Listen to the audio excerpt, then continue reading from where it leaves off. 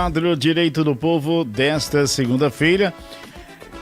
Vamos tratar, sobre como adquirir, então, portanto, o direito ao recebimento do benefício assistencial à pessoa com deficiência, que é a garantia de um salário mínimo mensal à pessoa com deficiência, que promove aí, que comprove, na verdade, a pessoa com deficiência que comprove não possuir meios de prover, a própria manutenção e nem tê-la provida por sua família, na verdade. Vitor Hugo Leal Silva, advogado especialista em direito previdenciário, presidente da Comissão do Direito Previdenciário da OAB Piauí, é quem vai aqui bater um papo com a gente, é quem vai explicar, sobre essa temática. Seja bem-vindo, bom dia. Magela, obrigado Eliezer, obrigado Chico. Satisfação imensa estarmos aqui falando de um tema tão importante, para a sociedade, em especial para aqueles que possuem o direito e muitas vezes não têm conhecimento da matéria, sequer sabem de fato o acesso a esse direito. Então, estamos aqui para bater esse papo, com certeza muito produtivo. Muito obrigado, senhor Vitor Hugo Leal, trazendo aqui muita informação. Você, é deficiente, quer saber como chegar, como ter esse direito previdenciário, enfim, já tentou, foi difícil, então se liga com a gente e a linha está liberada 2106-9927. Eliezer, Chico, fica à vontade. Doutor, para o beneficiário ter direito a esse benefício, ele precisa ter contribuído antes de alguma forma? Excelente pergunta. Antes de mais nada, é importante falarmos de fato o que é o BPC Luas, Isso. É um benefício de natureza, de fato, assistencial, destinado aí aos idosos acima de 65 anos, às pessoas com deficiência, que não tem condições de prover a sua própria manutenção, não tem condições de manter a sua família e que de fato possuem esse benefício. Então, se é um benefício de natureza assistencial, não há obrigação de fazer contribuições previdenciárias, Porque uma coisa é um benefício previdenciário que requer contribuições prévias, contribuições previdenciárias.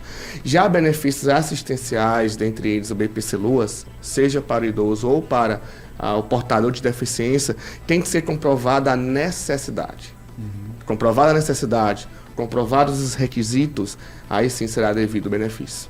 Doutor, a pessoa não é deficiente, não é idoso a partir de 65 anos, mas adquiriu uma incapacidade laboral, não tem tempo suficiente de contribuição, ele também se enquadra dentro dessa questão do BPC Luas?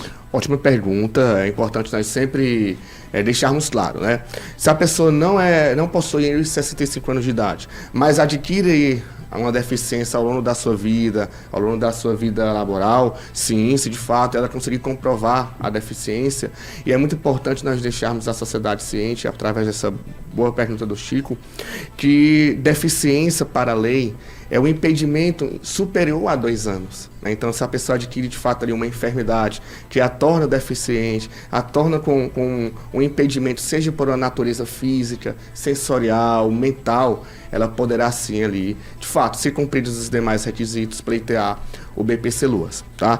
Quais são esses outros requisitos? Além da deficiência, comprovar que de fato ela possui essa miserabilidade social, ou seja, possui a baixa renda, tá?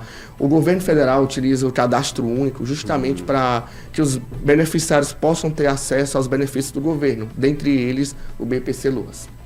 Esse benefício, se eu não estou enganado, eu já ouvi esse nome BPC Luas.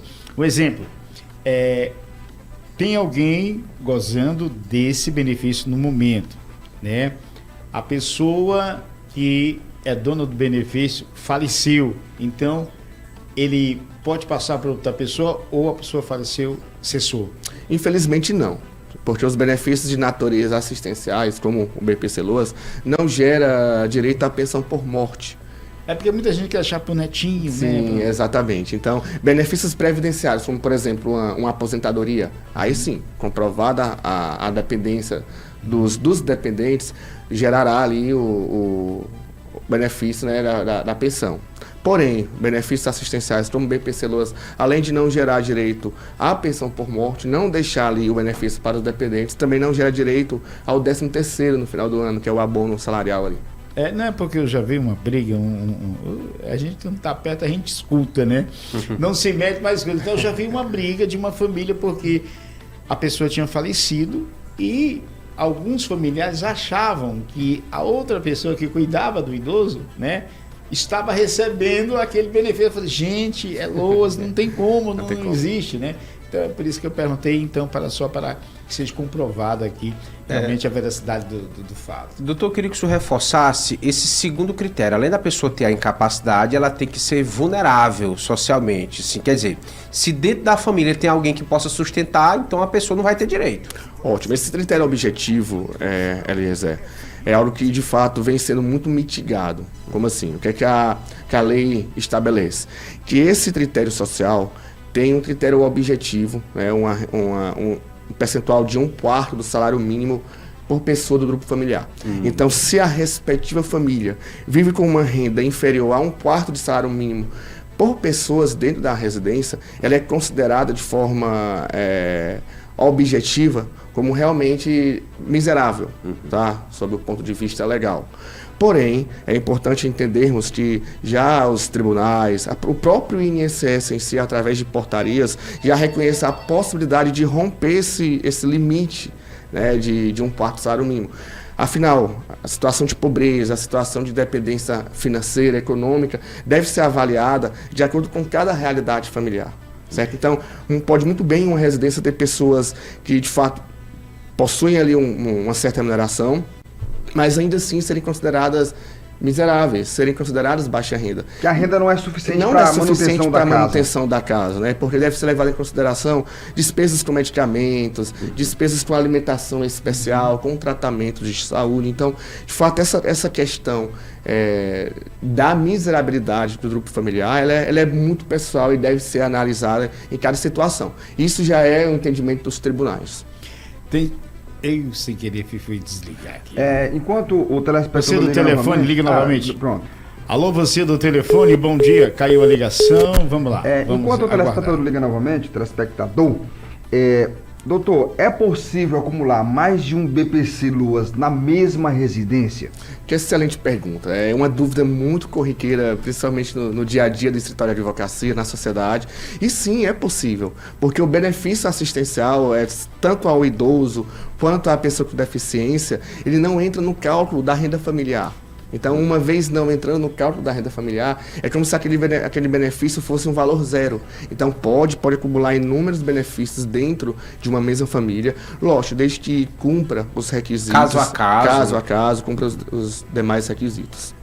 Eu acompanho bastante, por viver na comunidade, fazendo trabalho social, uma luta incessante por diversas pessoas para adquirir esse benefício. E eu lhe questiono o porquê que o INSS nega tanto, porquê que mesmo indo via justiça, a assistência social da Justiça Federal vai à casa, vê a situação totalmente desfavorável, mesmo assim ela faz um relatório negando o direito àquela pessoa. Antes de mais nada, é sempre importante as pessoas que de fato percebe que tem acesso ao benefício, que estejam munidas de documentações para comprovar o seu direito, né?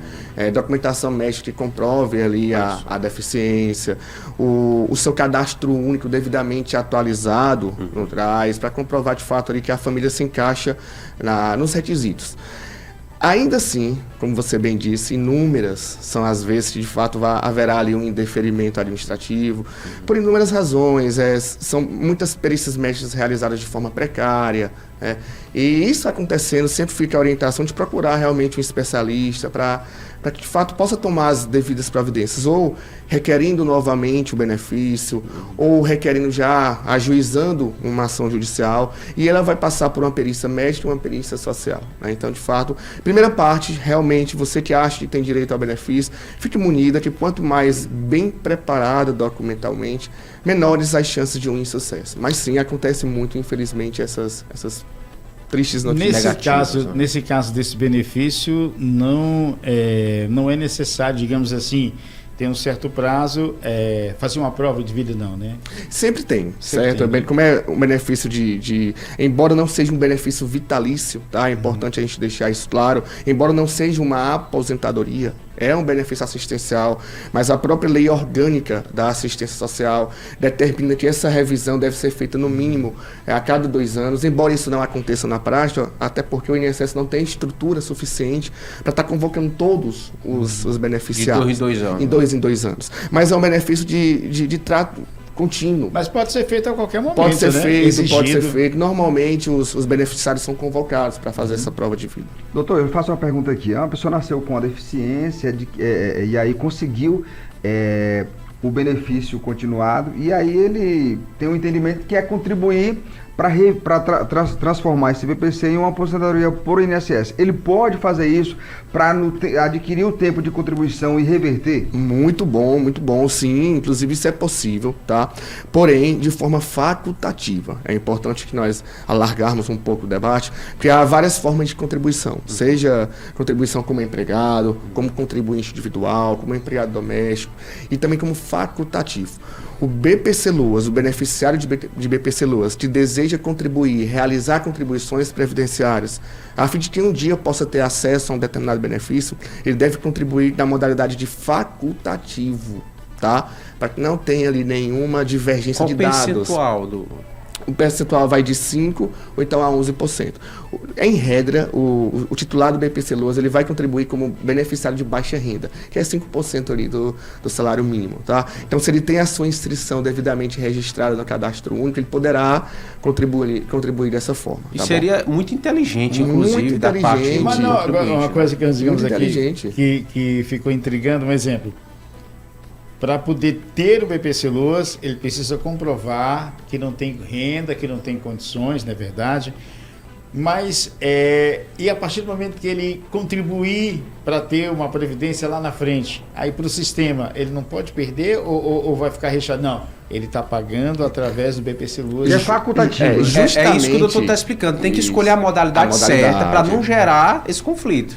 Mas entenda a intriga, porque pensa, recebe um benefício assistencial, depois passa a contribuir, e a contribuição e a contribuição previdenciária, ela precede uma remuneração. Ou seja, se estou recebendo remuneração, como que eu vou contribuir? É verdade. Mas se é uma contribuição facultativa, de fato, com baixa renda, o próprio sistema ali realmente vai entender que você é um facultativo. Lógico, quando você for postular o seu benefício previdenciário, supondo que conseguiu já o acesso a um benefício por idade, por exemplo, você vai precisar validar essas contribuições facultativas de baixa renda. Isso é muito fácil. Você tendo a documentação ali, tendo o seu cadastro único sempre atualizado, não traz mais próximo da sua residência, não existirão maiores problemas na hora de postular o benefício. Olha, uma situação aqui, nos casos em que alguém tem uma pensão por viuvez, por exemplo, homem ou mulher, mas completou os 65 anos, nunca contribuiu, ele tendo essa pensão de viuvez, ele pode requerer esse benefício continuado por idade? Nesse caso, não. Certo? Por quê? Porque benefícios previdenciários e assistenciais não podem ser cumulados em um mesmo beneficiário. Então, nesse caso, se ela já é beneficiária da pensão por morte, ela não poderá postular o BPC-Loas para acumular os dois benefícios, não. Ela poderia postular uma aposentadoria, aí sim, sem nenhum tipo de problema, completou-lhe os requisitos para uma aposentadoria por idade, por exemplo. No caso da mulher, após a reforma da Previdência, 62 anos, mais 15 anos de tempo de contribuição. Se ela é titular de um benefício previdenciário de pensão por morte, ela poderá sim postular um benefício de aposentadoria por idade, porque são benefícios previdenciários. Mas ela tem a pensão enquanto ela tiver sim, viva. enquanto ela tiver Aí ela viva. continuou com os... aí no caso, aí continuou com os dois. Agora só que detalhe, se a pessoa nunca contribuiu e adquiriu uma pensão por viuvez, por exemplo, tem que passar a contribuir para ter o direito de se aposentar lá no futuro. Exatamente. Critérios. Dentro dos critérios. Porque é sempre assim, gente, é sempre importante nós deixarmos a população ciente disso, e sei que vocês fazem muito bem disso, com boas informações. Infelizmente, a gente vê muito no meio social, as pessoas, já me deparei muito com isso, esperando só completar os 65 anos, vou postular a minha aposentadoria por idade. No caso do homem. A mulher, vou esperar completar os meus 62 anos, vou postular o meu benefício por idade. Mas não se preocupe em contribuir. Mas não se preocupe em contribuir, tá? Então, benefícios previdenciários, de fato, exigem outros requisitos, dentre eles a sua natureza contributiva. Agora em Teresina, 7h50, vamos dar um respirar, né, aqui pro doutor Hugo. E a gente vai falar para você que quer economizar energia. Celpia Energia Engenharia, para você que tem seu sítiozinho, sua chácara, ou que você mesmo da cidade, né, que está precisando de umas placas solares, mas ela quer economizar. Veja como fazer. Você merece a melhor experiência em energia renovável. Somos a Celpia Energia Solar. Há 5 anos no mercado. Mais de 400 instalações com as melhores marcas e equipe de engenharia própria. Venha conhecer nosso showroom e o carregador vincular. Estamos na Avenida Presidente Kennedy, estacionamento da Ingecop. Siga-nos no Instagram, @Celpia Energia. Para você que nos acompanha, para você que está ligado no nosso Comando Geral, estamos conversando aqui, né, com o advogado, presidente aí da Comissão de Direito Previdenciário da OAB. Estamos falando a respeito de direitos previdenciários do BPC, né?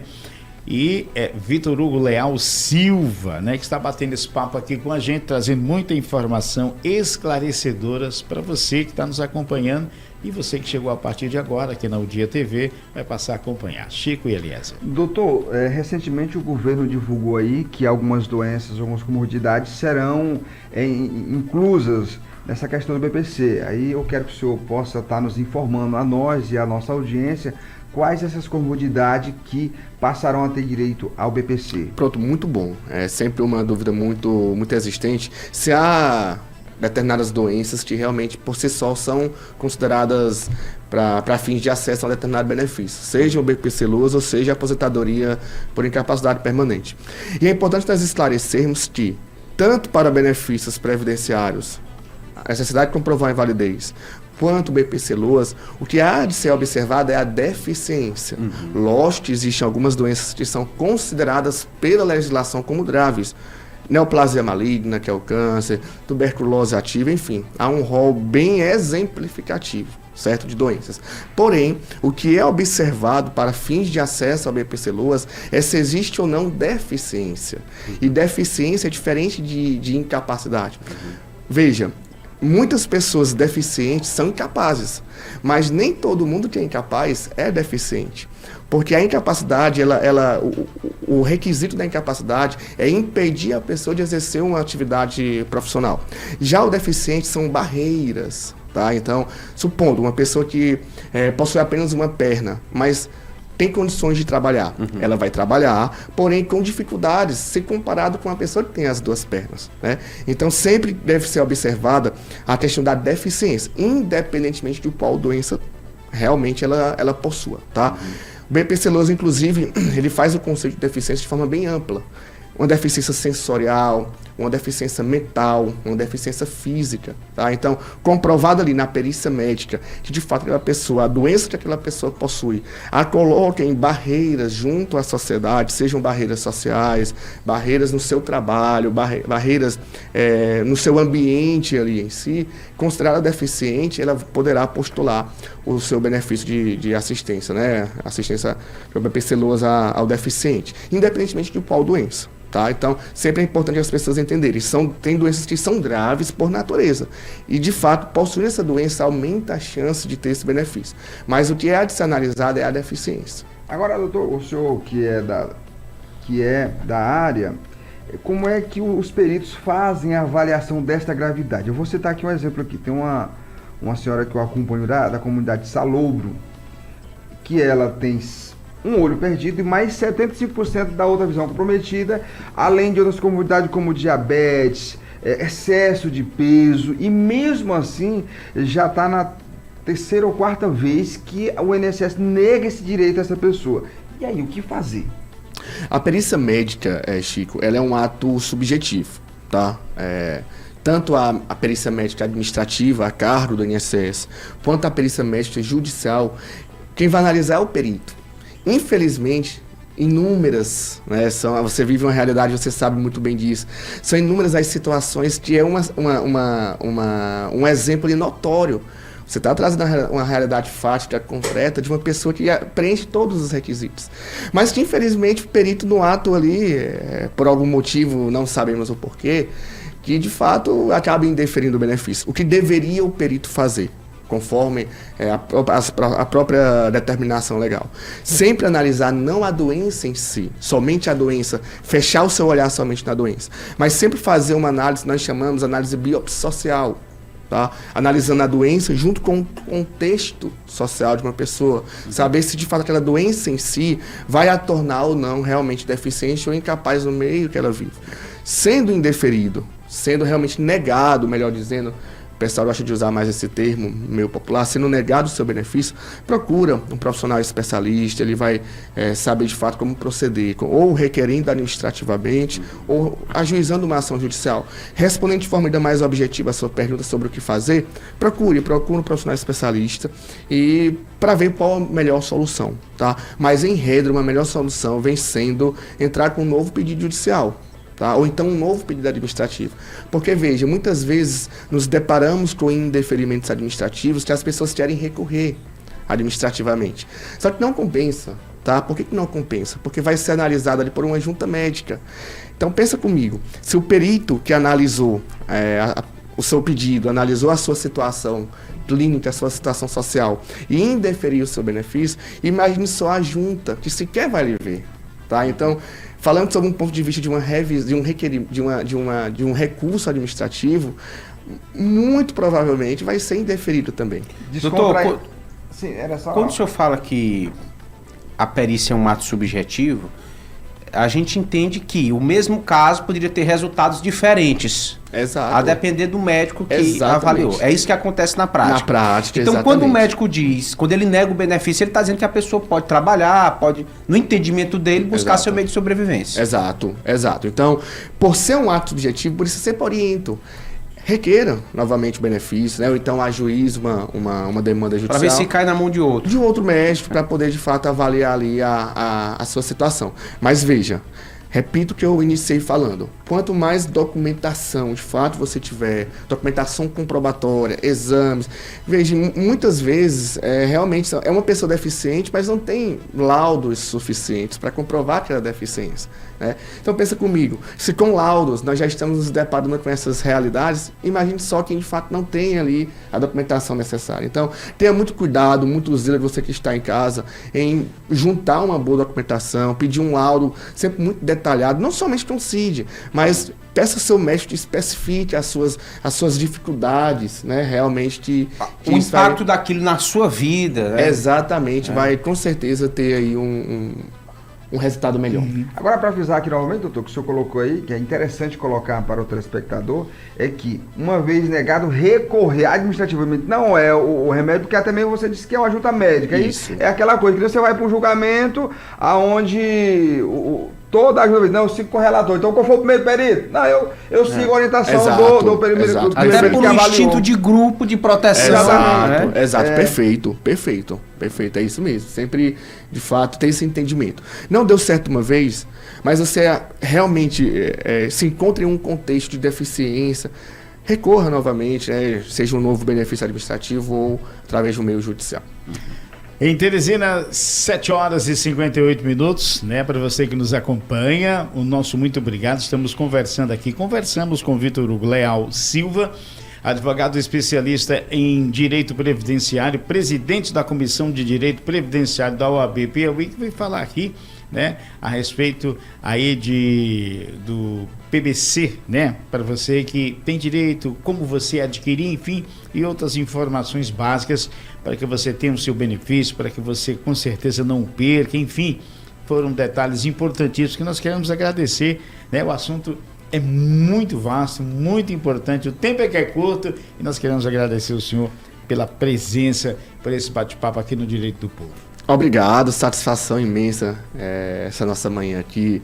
Como já falamos, realmente é uma pauta de grande importância social. Né? São muitas as pessoas, Verdade. que de fato têm direito a esse benefício e não têm o conhecimento. Então quero parabenizá-los pela pauta, né, pela temática e que realmente possamos aí ter mais oportunidades em breve, um tempo um pouco maior para a gente poder discutir isso. Que realmente são muitas as pessoas que realmente têm acesso a esse direito. Quem quiser entrar em contato, como fazer? Doutor Vitor Hugo. Pronto, na verdade eu sempre oriento procurar um especialista. tá? Nós, advogados, nós somos realmente... não pode fazer propaganda, tá? Mas procure um especialista, tá? Em direito previdenciário. Nós Procure temos a OAB, né? A OAB, tá? Nós temos a Comissão de Direito Previdenciário, inclusive, com grandes trabalhos prestados para a sociedade. Aqui, como presidente, gosto sempre de ressaltar que a Comissão de Direito Previdenciário luta para a sociedade, tá? Porque eu gosto de dizer que uma sociedade protegida de forma assistencial, de forma previdenciária, é uma sociedade mais justa, uma sociedade mais digna, né? O trabalhador, o cidadão que não tem um prato de comida dentro de casa, sabemos bem como é triste essa realidade, tá? Então a comissão procure de fato a OAB, a comissão. Temos grandes advogados aqui no Piauí, gosto de dizer isso, que eu tenho grandes colegas profissionais e pode ter certeza que você realmente preenchendo os requisitos, estando devidamente acompanhada, tem tudo para conseguir o seu benefício. Obrigado a Vitor Hugo Leal Silva, né, que é aí presidente aí da Comissão de Direitos Previdenciários do OAB Piauí, por esse bate-papo aqui no Direito do Povo. 8h01. Vamos encerrar o quadro Direito do Povo para você que acompanha a nossa O Dia TV.